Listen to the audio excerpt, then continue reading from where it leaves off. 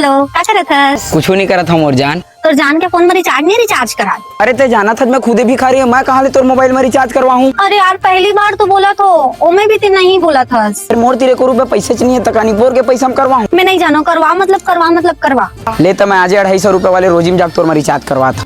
अच्छा ठीक है। तोर से एक तो काम घलो सुधर नहीं हुआ है। अरे नवा लागू रखते थोड़कन जुन्नल पाछू हमार तेरे तो सबे स्टॉक नवा है, कैसे करबो? ले रे भाई अपने हिसाब से जमा ले दिए दे नंबर में रिचार्ज कर दे। कब कर दो कर देना दे दे अपने अपन छपावा थे। देख तक के चलाया करगा, गाड़ी घोड़ा काम है। साले नशा में का बहुत उसने लगता छोड़ ना हम लगा कर।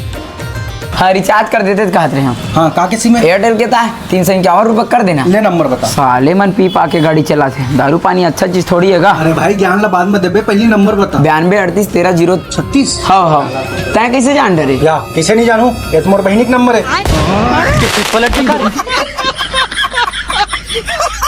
गलत जगह क्यों कारे? नहीं एकदम सही जगह है। माफ कर दे। अब कबूतर बहनी संग बात नहीं करा।